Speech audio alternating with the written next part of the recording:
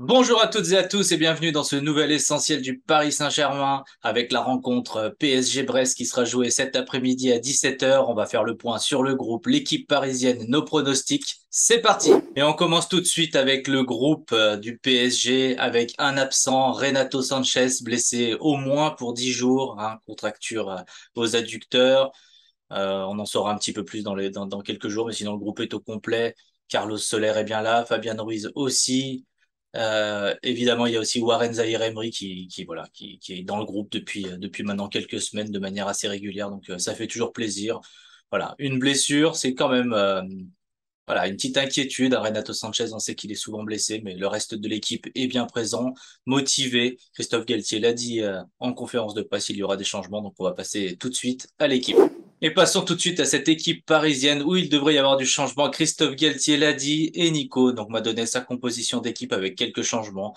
Il n'a pas caché qu'il n'avait pas beaucoup de certitude parce que Christophe Galtier n'a pas dit grand-chose, si ce n'est que les trois de devant ne seraient pas tous les trois au repos, que Gianluigi Donnarumma normalement devrait bien jouer ce match puisqu'il compte pas faire de turnover. Voilà, il y aura quelques changements, 4, 5 probablement. Et on va commencer tout de suite avec cette équipe de Nico, Gianluigi Donnarumma dans la cage, Sergio Ramos, Danilo et Presnel Kimpembe en défense centrale.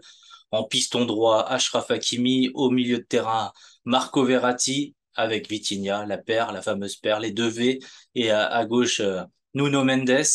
Donc pour là, voilà, un petit changement avec Mukiele, Marquinhos qui du coup serait au repos pour ce match. Et enfin devant, ce serait Lionel Messi qui serait laissé au repos pour laisser la place à Carlos Soler qui jouerait avec Neymar et Mbappé. Alors, ce que j'en pense, c'est que bah, j'ai peu de certitude, tout comme Nico, sur la composition d'équipe à venir entre deux matchs de Ligue des Champions. On sait qu'il va y avoir des changements. Danilo, ça peut être une alternative. Marquinhos est effectivement un petit peu en dedans en ce moment. C'est pas le grand Marquinhos, donc ça me choquerait pas. Achraf Hakimi potentiellement sur le banc, ça me choque pas non plus, même si je trouve que qu'il est peut-être moins servi ces derniers matchs, donc il est peut-être pas autant fatigué qu'il le pourrait. Donc pourquoi pas laisser Hakimi et mettre plutôt Juan Bernat à gauche qui enchaîne peut-être un peu moins de matchs et qui voilà entre deux matchs de Ligue des Champions mettre Juan Bernat c'est pas non plus une mauvaise chose. Au milieu de terrain, c'est très compliqué d'imaginer Verratti, Vitinha continuer à jouer, mais Fabian Ruiz, il est encore un peu juste, Galtier l'a dit, et ça peut être ça peut être compliqué. Renato Sanchez, ben c'est la même chose, il est absent, donc finalement, bah il y a pas tant d'alternatives à moins que Christophe Galtier choisisse de mettre Carlos Soler au milieu, ce qui est évidemment une possibilité aussi. Ou faire confiance à Fabian Ruiz pour ce premier match contre une équipe de Brest, on le verra dans les pronostics, qui est pas la terreur du championnat en ce début de saison. Mais j'aime bien l'idée de voir Lionel Messi se reposer pour ce match et de faire la place à Carlos Soler ou à Pablo Sarabia parce voilà ou à Hugo Ekitike, même si je pense que ça se jouera plutôt entre Soler et Sarabia si un des trois de devant sort du match, enfin n'est pas dans le 11 titulaire on va dire. Donc l'équipe me plaît plutôt bien. Après voilà, peut-être quelques petites nuances. Est-ce que c'est Marquinhos qui va laisser sa place? Est-ce que ce sera Nuno Mendes ou Juan Bernat? Est-ce que ce sera Hakimi ou Nordi Mukiele? Est-ce que Mukiele pourrait pas jouer en défense pour suppléer aussi peut-être Ramos et faire une défense un petit peu plus inédite? C'était pas très clair en conférence de presse à savoir si Christophe Galtier allait faire des changements tactiques ou est-ce qu'il allait faire des changements en défense, mais voilà, on se laisse voir demain la composition d'équipe. Il y a plusieurs possibilités. Dites-nous laquelle vous plaît le plus et puis voilà, quels pourraient être les choix qui sont judicieux aussi, qui vous avez l'impression qui étaient un peu fatigués contre la Juventus et qui auraient besoin de se reposer. Voilà, il y a pas mal de choses à dire. Et on passe au pronostic avec, comme la tradition le veut, je commence et j'ai misé sur un 3-0 pour ce match. J'aurais pu aller plus haut, plus fort, mais évidemment. Le PSG est entre deux matchs de Ligue des Champions. Il va y avoir des changements, des automatismes à créer, peut-être voilà des choses qui ne se passent pas aussi bien. Ça dépend vraiment de la paire au milieu, ça dépend vraiment de la défense.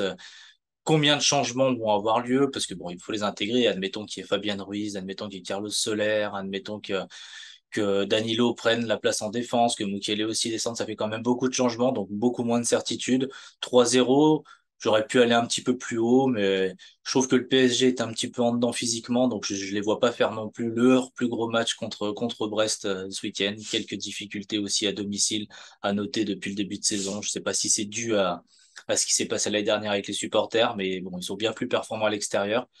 Donc voilà, 3-0 avec voilà une marge d'erreur de plus ou moins 2-3 buts. Et enfin, Nico m'a dit son pronostic, qui est beaucoup plus optimiste que moi, à croire que son absence le rend plus optimiste. Il a misé sur un 5-0 parce que Brest a du mal en ce moment. C'est la 17e, 17e. Brest est 17e avec la 19e défense. Donc déjà, pour encaisser des buts, c'est sûr que Brest, depuis le début de saison, a vraiment beaucoup de mal.